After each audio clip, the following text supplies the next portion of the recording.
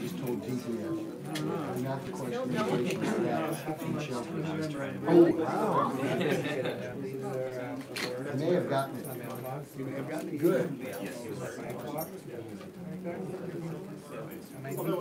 This is to open my beard, my beard right now. That's the key. And that's just a little key.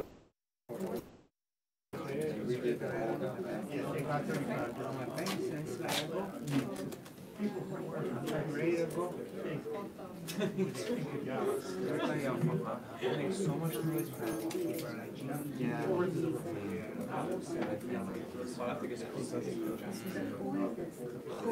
Cool. All these coming, I can hear him coming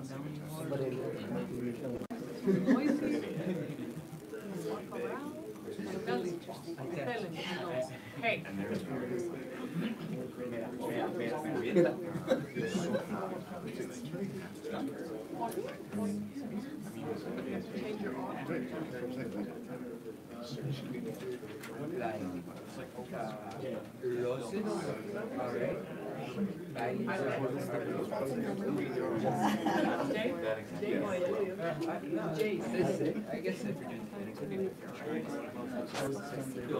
Yeah, mom's gonna kill the phone to the battery. Yeah, text out of it. Just go to the main screen, and then so I can just push it. Yeah, go live.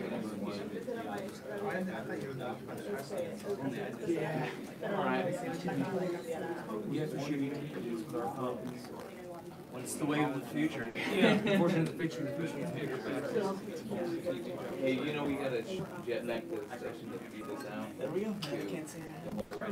Oh, really? Yeah. Even blue time? Yeah. Like, dude, yeah.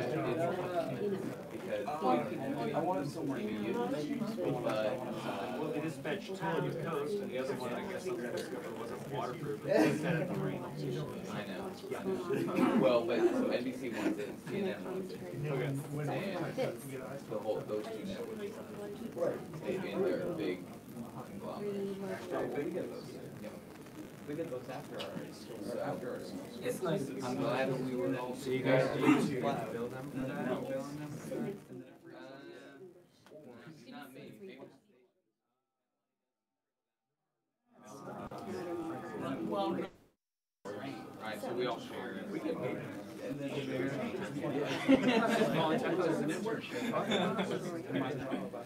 But we got pizza. We did get pizza. Oh, and right. What? No, I haven't had anything on But I couldn't partake in that either. Yeah. It's a lonely life if you're in achievement. Well, you're in radio. No connection to the place. Don't you get discounts on like cars? Discount for cars. Some people listen to your stuff. Yes. Drive to. And also you don't want to change I've seen no discount. Where's your clearing tax and also? Where's that? Below the broadcasters. And we're one floor. 11th and whatever that area. Which was our next? Yeah. East 11th, you know what Thompson is? State director had It's like, you know, where the,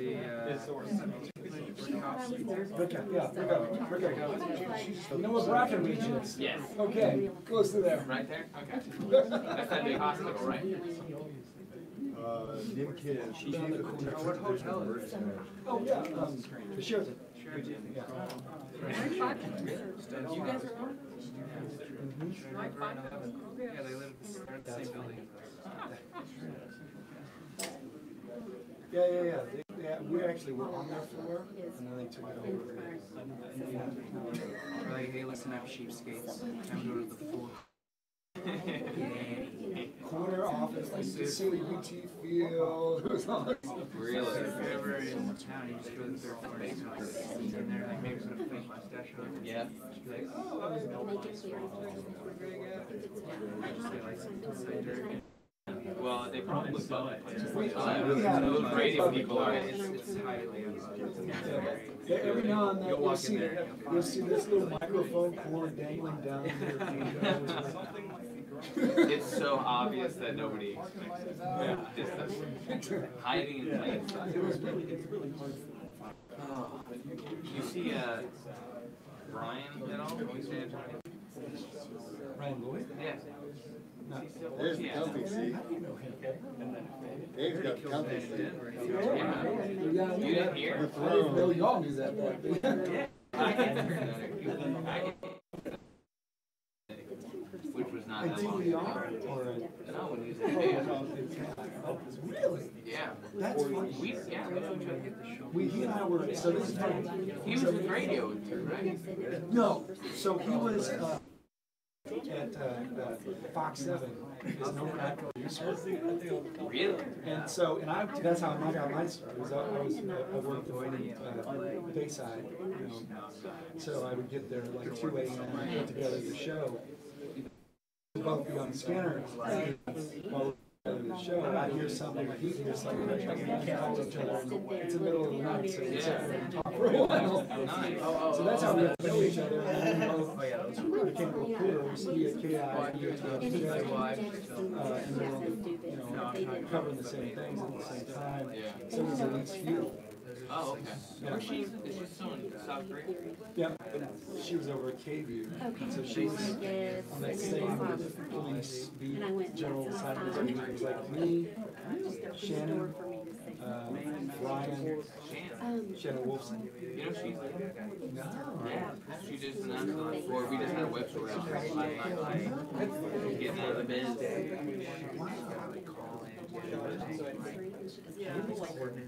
No kids, travel. She's having I understand. There was a girl who worked at KView. Same third party. It was there a long time ago. She went actually to go work in Germany. She flew in Germany. Right, yeah. Until she met her husband and she came back. well, there is. But I like her a lot. She's really good. I don't know what we're gonna do. And she's well liked too. She's extremely hot. I don't know what they're gonna do. Robert has my spring chicken. And you already saw like the investigator, the guy who was on the investigative team. Robert Maxwell. Maxwell. They got rid of it. That seemed to be a trend with older. Yeah. Well, but she's not old. I mean, No. I'm not talking about. I think he had like a really popular. Really popular. Oh, yeah. Like Ron Burgundy. Yeah, that's true. David's not as just chilling out in his big old house. He's It's kind cool. of tired. Oh yeah, he's Kind of like like high strung a little bit. High strung. My favorite thing I was wondering about him. You should apply. No. No. We'll see what happens here. Every highway car coming in. Radio. Are you trying to get out?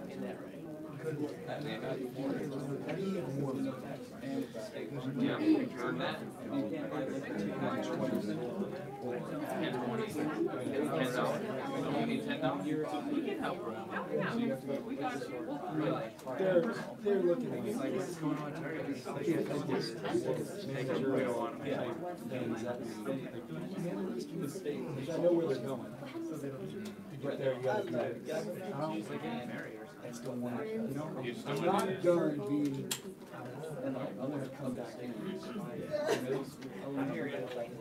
Because once you come back in, that's it. You're gone.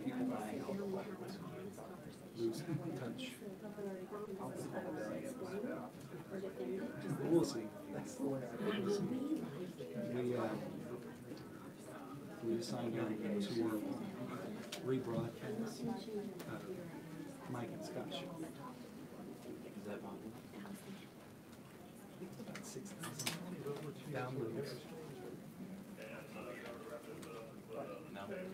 Sounds like the rap, you know? I mean, you get a lot of questions. He wants to get feedback on people that he's talking about. Right. Across the state. He should have a lot of great information, I guess. When it comes to what was that, sir? He says the checkout lines go from the counters all the way to Oh, you want more? I think You're on Facebook Live. No, I mean, No, we're Facebook right now. I would say underground. I mean, of course, yeah, because of course, Facebook news portal on the floor. sorry, man. Chili does have the internet, I know.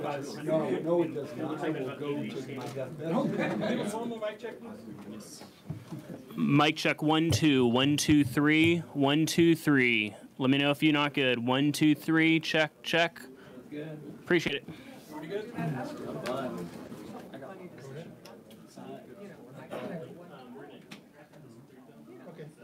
I would like give recipes. No, yeah, it's chili and obviously. Chili is not made with beans. Yes, there you go. Yeah, I don't know. I'm still on these. I got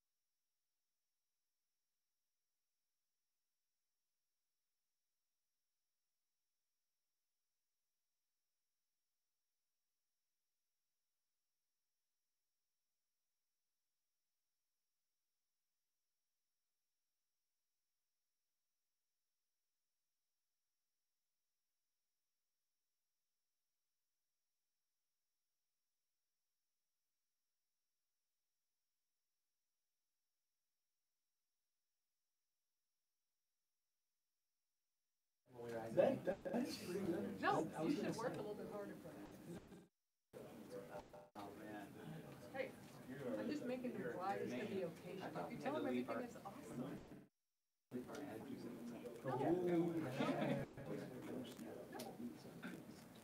Which one? I was confused. I just didn't do it. You dropped it out there and picked it up there. Blast doors when you come in. They're like, excuse me, after you leave from the door, like, oh, yes, I know. It's like, it's like that. The problem is like after you get up there, it'll double down and stop. But that's the old one.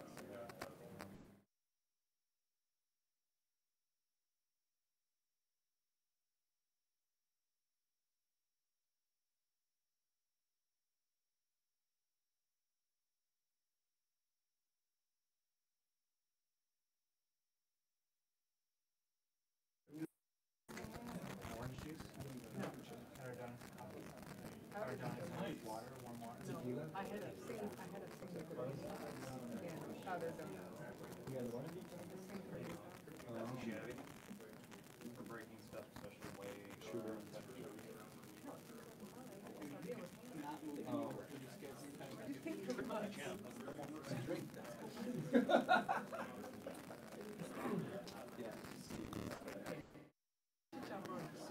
Yes, I did do Burning that. stuff is great. I know.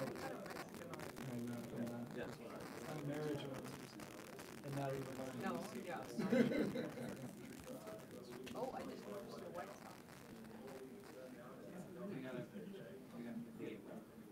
What? I don't care about seeing this. Do you care so much about all your other socks? Really? For my like dress socks. Do you have an extra pair of socks? You wouldn't wear dress socks. What are you, Canadian? Oh, I get no. From Nebraska, so that's halfway there. There's some people say A from where he lives. Betcha. You betcha. Don't say you guys. You guys. Don't you know? Or look at some of the white voices. Look at. As in like look here. Oh, okay. Look at this. Yeah. I've been bring He's that already up. done that full time. He's on Mary. Ryan, maybe it's you.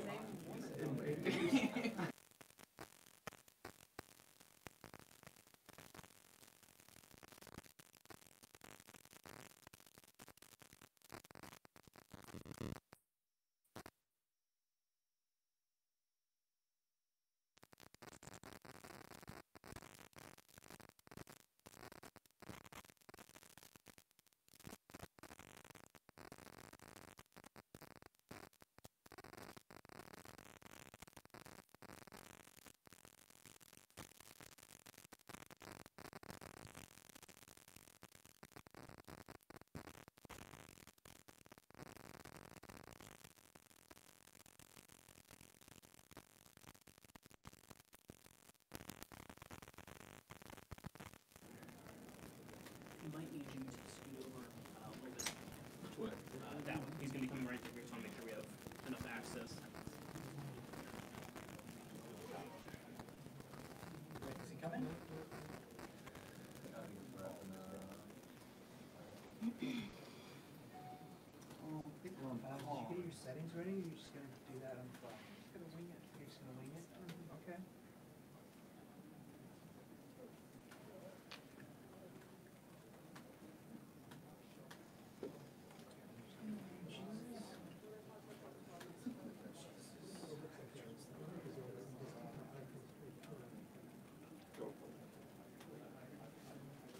You put on partially auto. Where are you?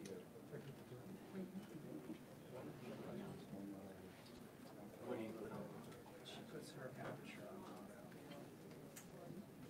Your aperture's on auto right now. Fully auto would be all right. Now it's on. Now you No, that's fully auto. put it back.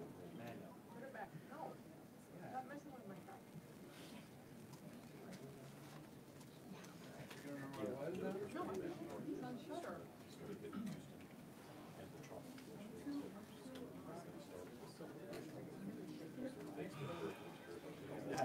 Well, no, I gotta go to another priority. No, I know. Why do you shutter? It's shaky that I need to make sure I She have wants to that. make sure her shutter is always like at a faster speed. Oh, yeah, because so if I do it the other way around, that would check. Then Why don't you just go? So what if you just go to the root of the problem, figure out why you're shaking? Well,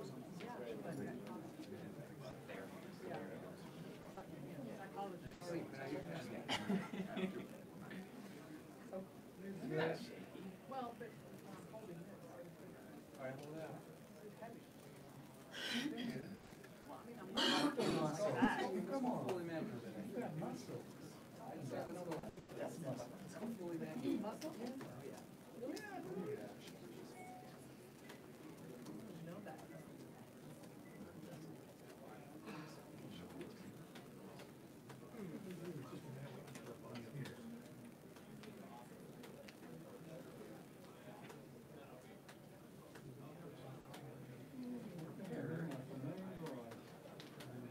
It's coming in this way. Yes.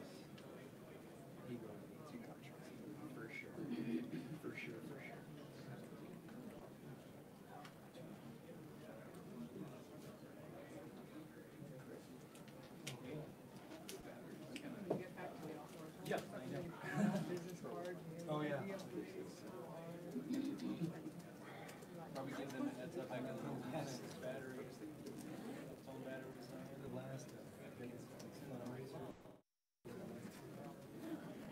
Just give them a head.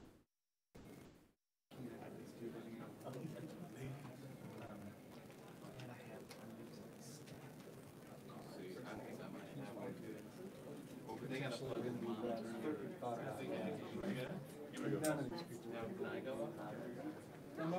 I have more batteries. Here we go. The other day, Well, we'll just go for it. Yeah, just try.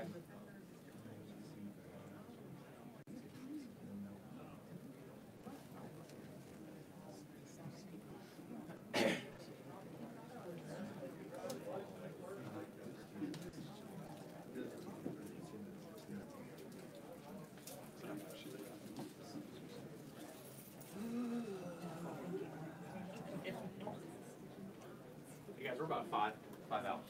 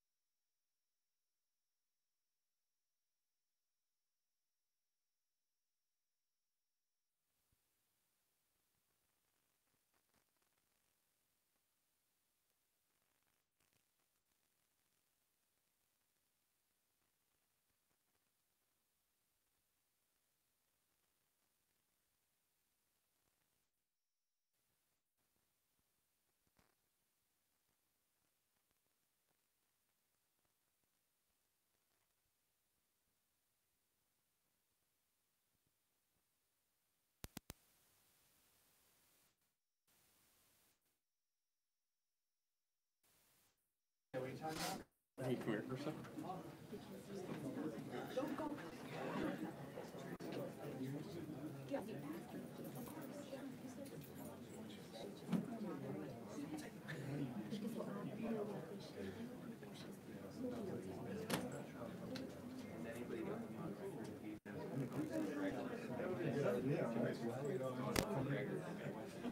Let's listen to that tune going down. That's happening. That's could be an emergency. We're not done. Right here. No, yeah, you're right. It's tomorrow night, right?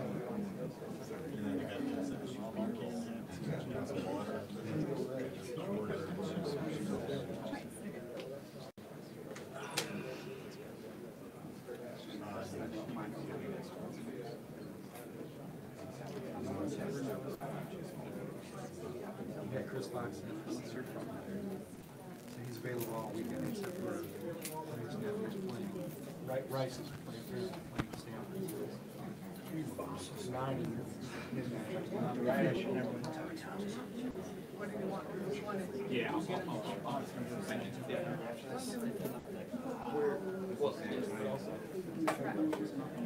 Back to reserve riders. They started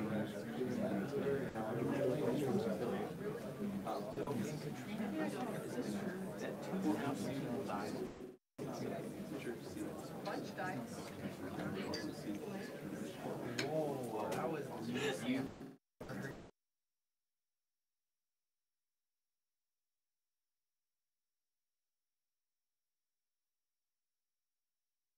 No, it doesn't.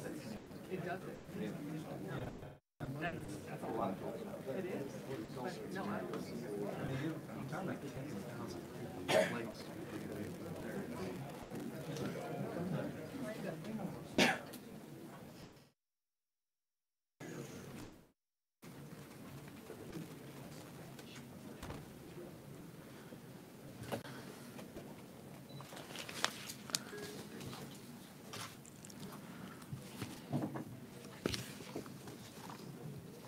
You can come on over here if you want. Senator, you can come over here if you want.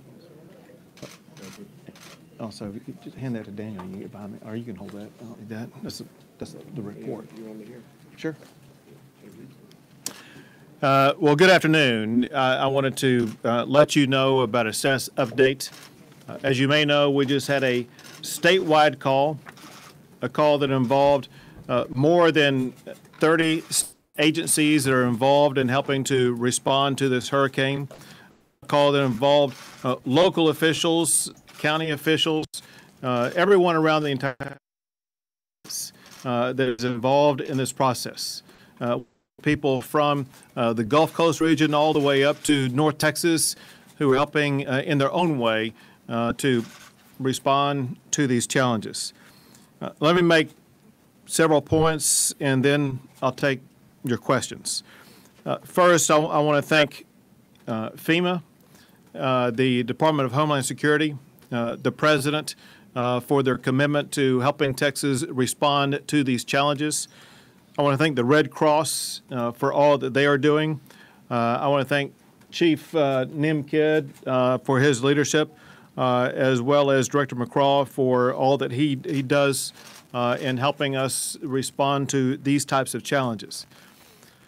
As far as the situation that we are in, it's a situation that has been evolving. One from a fairly difficult to ascertain tropical storm into one that's turned into a very complex. It's a hurricane. It's going to prove more dangerous than many hurricanes. Not only are we going to be dealing with the high winds that typically come with what should be a Category 3 hurricane, but we are going to be dealing with immense, really record-setting flooding and across the state of Texas. As you know, this is a hurricane that will come inland and then is prognosticated to just hover for a long period of time. It could be days. And during that long period of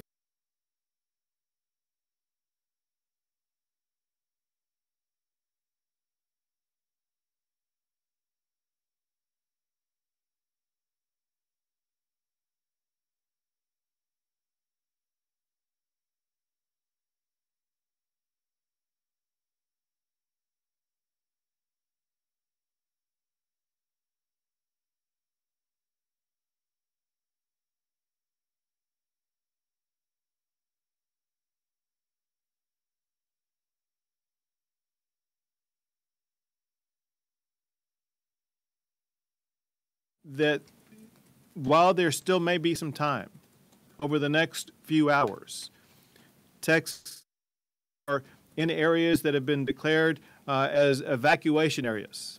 It could be your local official who has declared an emergency evacuation. You need to heed that call if at all possible. Even if a evacuation order has not been issued by your local official. If you are in areas between Corpus Christi and Houston, and maybe even some other areas, especially low-lying areas, you need to strongly consider evacuating. Because here's what's going to happen. You may think that the initial surge is something that you will be able to deal with. What you don't know and what nobody else knows right now will be the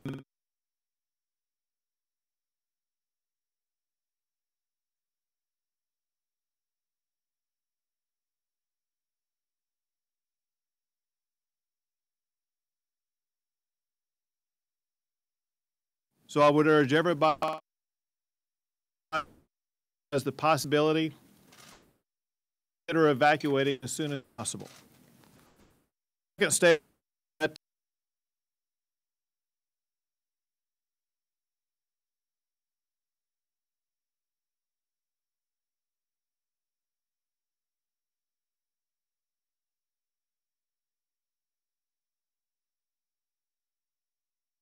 to be able to go through the search and rescue process. We will be there to help as many people as we possibly can. But of course, that search and rescue process will not be able to begin until after the hurricane components have begun to die down. And of course, you don't want to put yourself into a situation where you could be subject to a search and rescue. You have the power and the ability right now to be able to avoid being stuck into a search and rescue situation if you make the decision to get out of harm's way before it is too late. Another challenge that people just need to be aware of, there have already been reports of tornadoes, and this is just a natural component that comes along with hurricanes. We anticipate that the number of tornadoes will increase in the coming days. So it's something that you simply have to be constantly vigilant about. And remember that as you're trying to deal with the you may be doing that when you're already out of power, when you're already out of supplies, when your ability to listen to news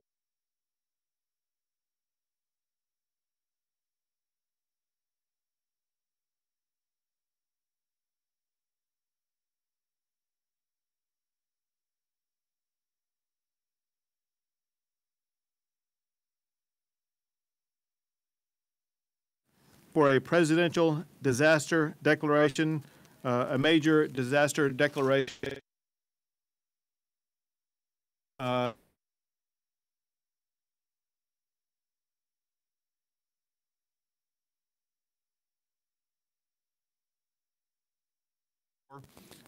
We can obviously tell already at this stage it is going to be a very major disaster. I would like to run through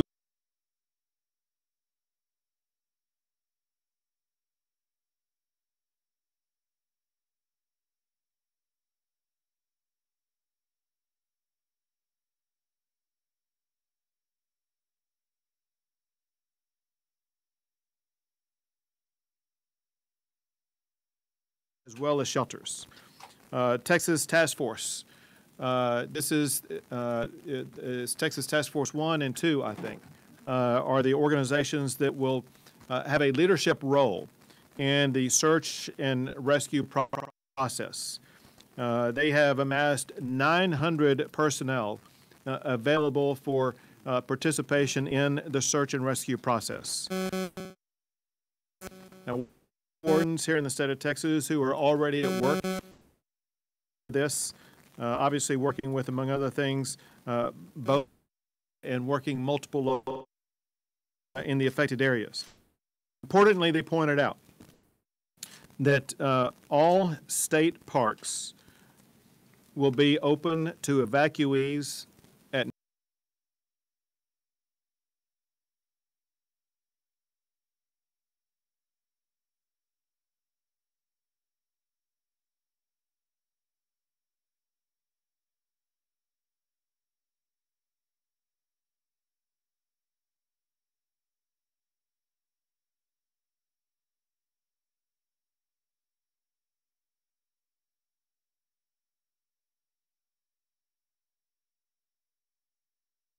the entire area ranging from San Antonio to Corpus Christi and to all impacted regions. The Red Cross now, as usual, is playing a vital role. They already have 7 shelters open. They will be adding 47 more that are on standby for a total of 54 shelters. And they are ready to aid anybody who needs any type of shelter assistance. The easiest way to try to get a hold of them to find out maybe the shelter closest to you is to call 1-800-CROSS. We have the state health services involved also. They have, among other things, 4 shelters open, primarily in San Antonio now.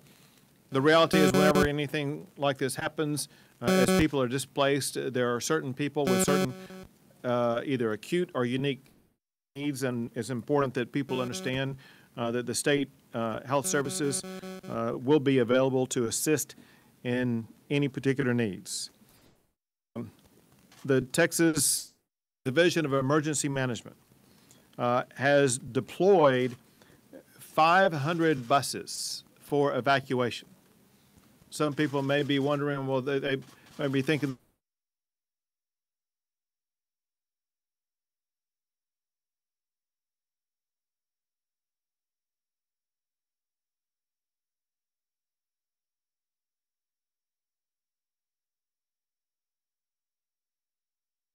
would be to contact either your local emergency management personnel or local law enforcement who can direct you to the location where you can find one of those buses for evacuation. The Texas Health and Human Services Commission is working with state living centers. More than 200 people have already been moved from Corpus Christi state-supported living centers, and that process will continue. We want to make sure that people across state know that if you have a friend or relative in the center, the state is being active in ensuring that their care is taken care of. Once again, an entity that is always helpful is the South Army. They have organized 32 mobile feeding units, and that is on top of feeding units that are provided by the Red Cross, as well as a multitude of other entities. Right now, we have the demonstrated ability to shelter more than 41,000 evacuees if the need arises. The bottom line is that the state of Texas, working in partnership and collaboration with officials at the local level, are responding to this hurricane in a very aggressive way. First, to minimize any loss of life. Second, to ensure that the needs of our fellow citizens will be addressed and as comprehensively as possible. With that, why don't I take a few questions? Why wasn't the evacuation orders issued sooner? You've expressed,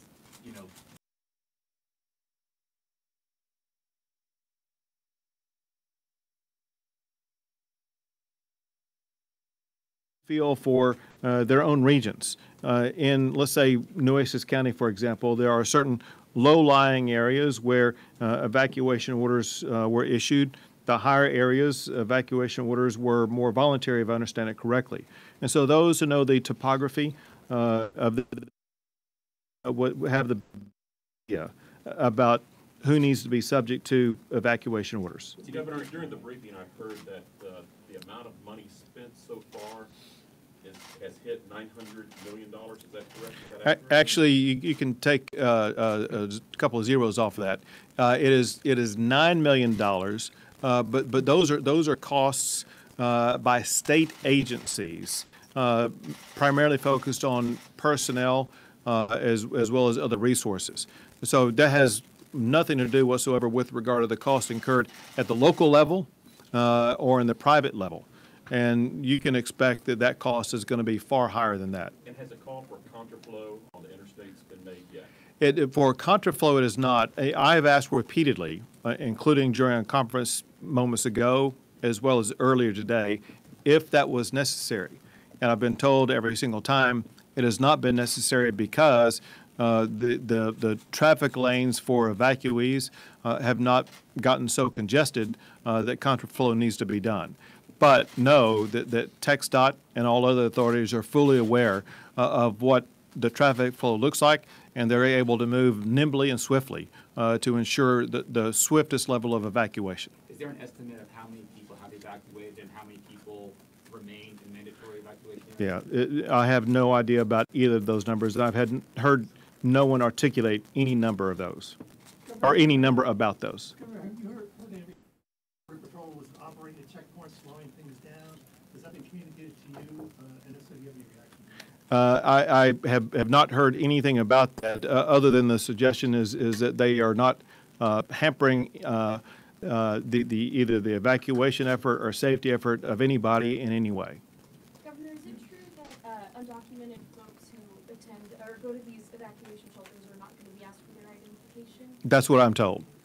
Are you okay with that? Our main focus here in a situation like this is the safety and security and the protection of life. And we're going to do everything we can to make sure everybody is safe. Governor, how long do you expect Texas is going to be feeling the impact of this? It will be, listen, let's be fair about this in an estimate. Understanding that the center force of this may move a little bit, but the primary problem that's going to last the longest is going to be the rain and the flooding. And it's something that is estimated that we will be dealing with for a week or two. And people will remember Tropical Storm Allison, and we're hoping that we're going to be able to escape something like that. But if you look at the prognosticated number of inches of rain that we're going to be dealing with, it will be around the same amount that came down during Allison. Whether or not it would be concentrated over region and with Allison is hard to tell right now.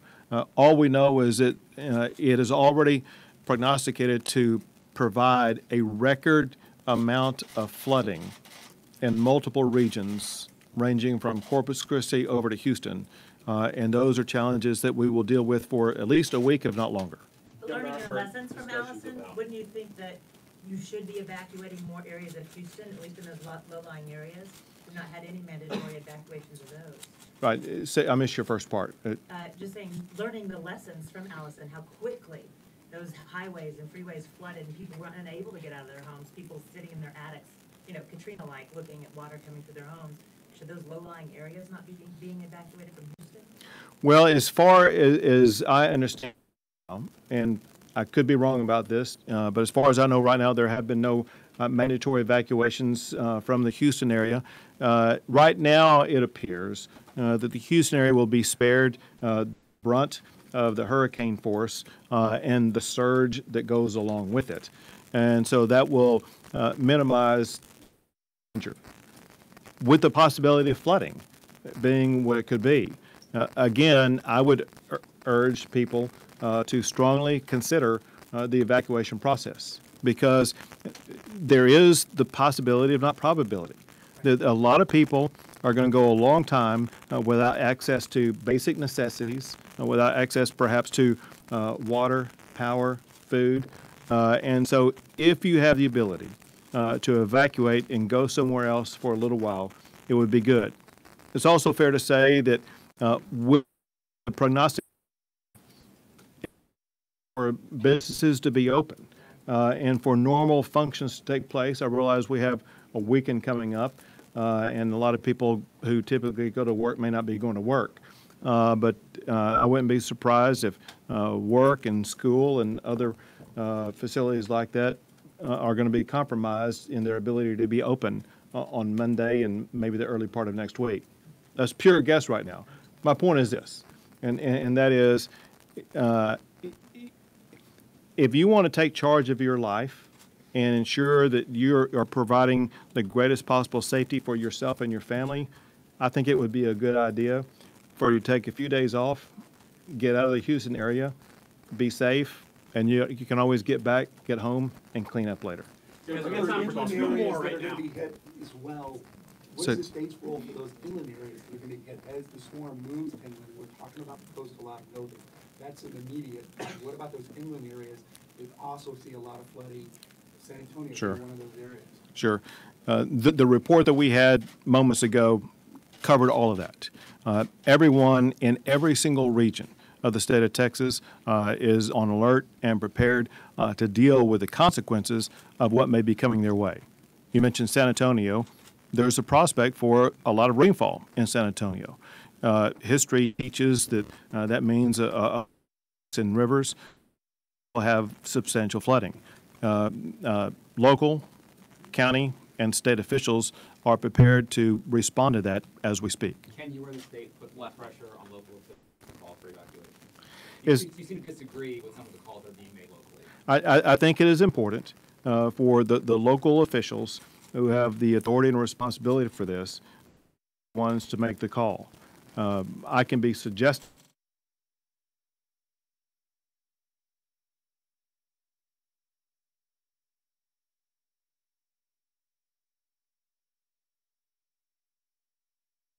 where there are shelters that are going to be open in Dallas, in Waco, in Austin, in San Antonio, and in countless other parts of the state of Texas that you can go to if you want to go to a place where it won't cost you anything to stay, where food and beds and shelter will be provided to you.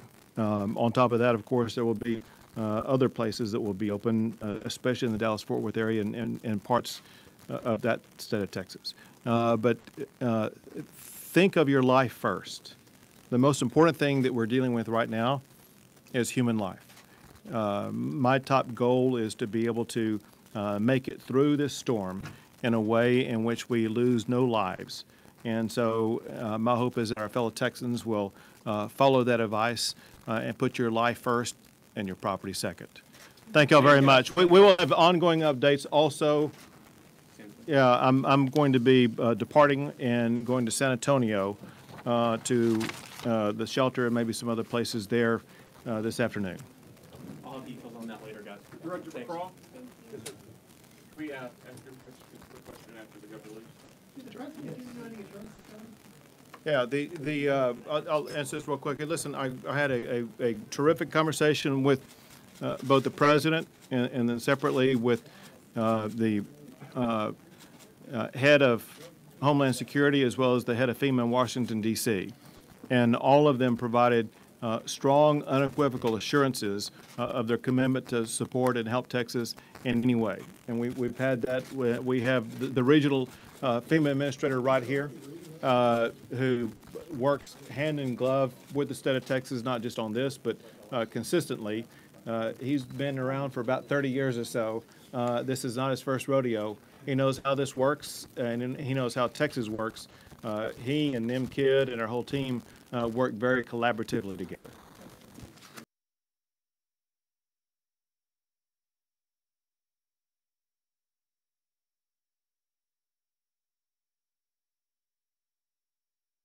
That are running shelters in regards to, these are shelters and they're not an immigration enforcement location. ICE put out a statement saying that they are not going to do any kind of enforcement action at shelters.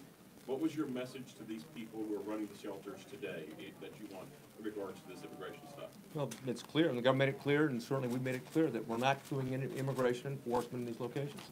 I think ICE has made it, the director of ICE has made it clear as well. And that goes not just in those locations, but it's getting out of those locations. And we've got these inland checkpoints.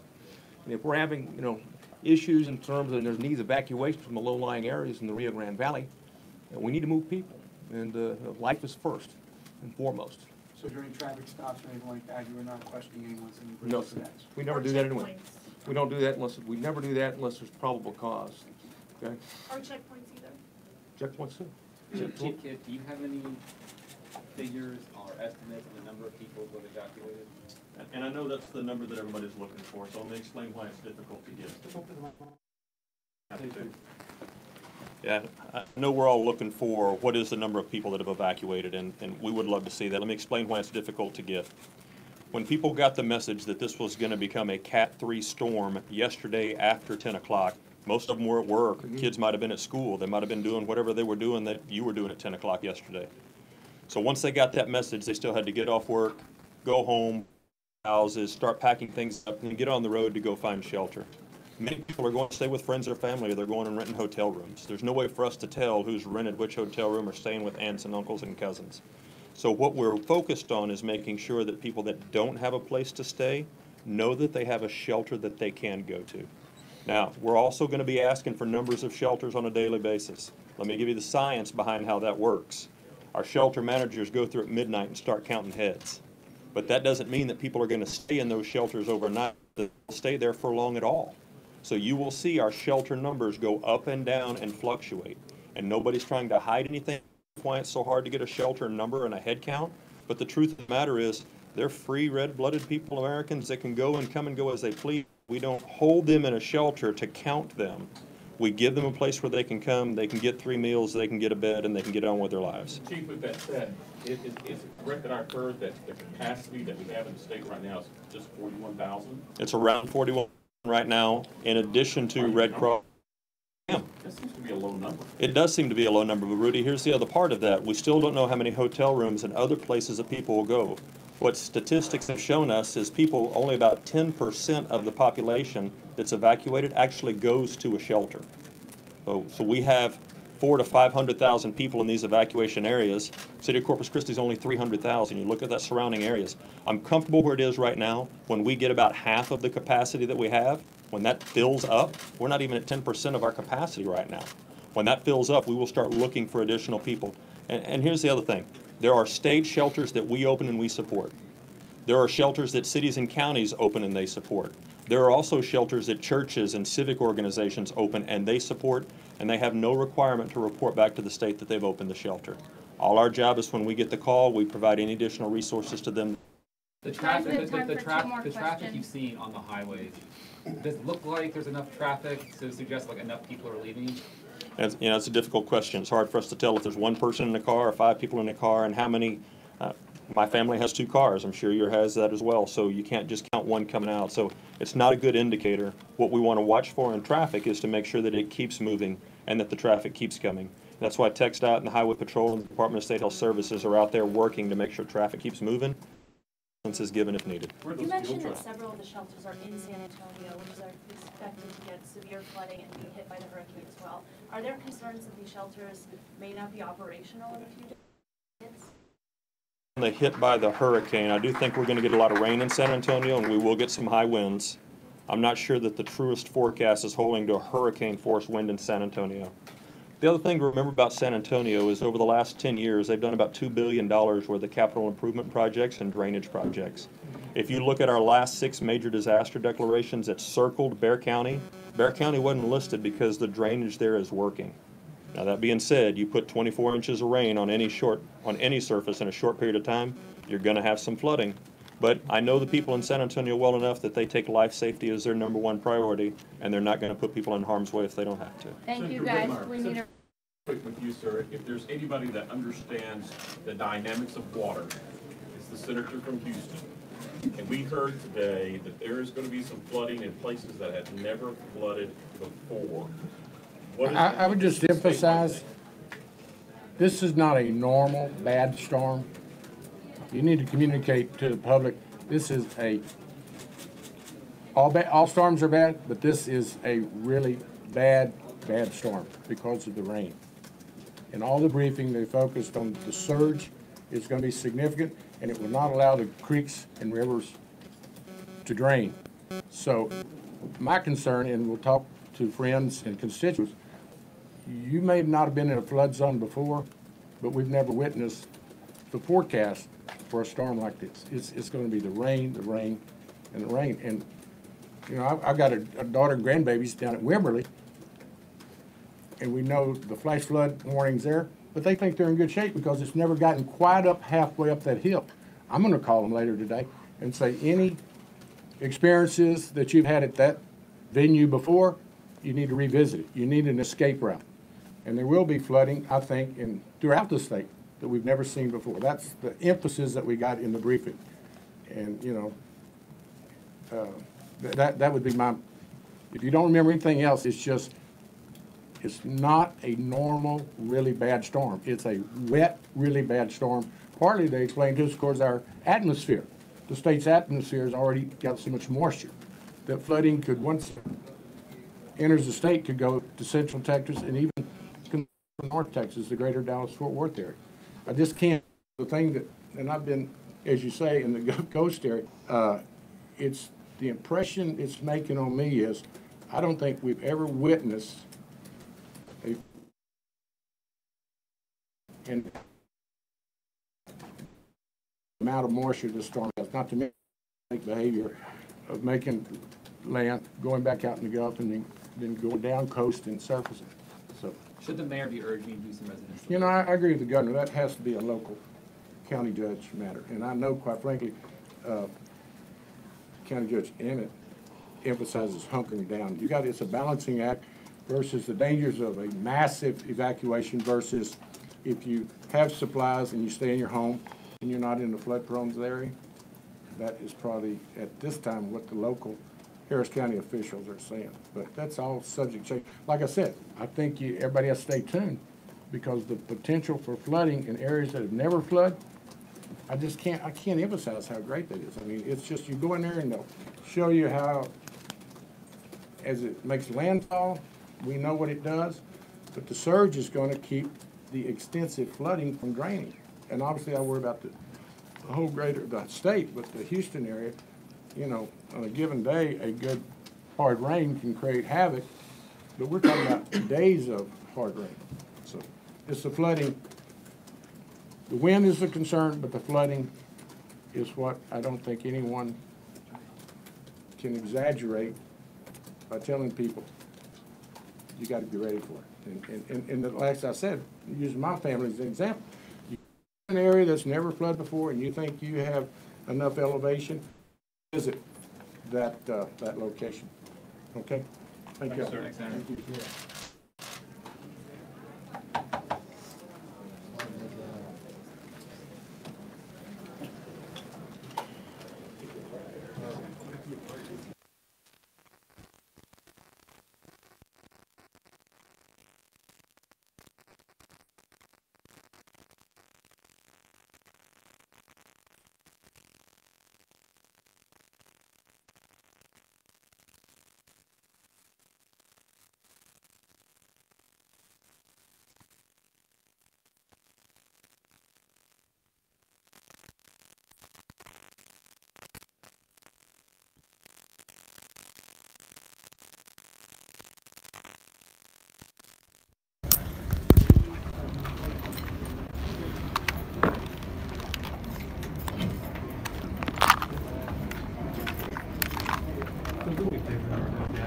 Which one?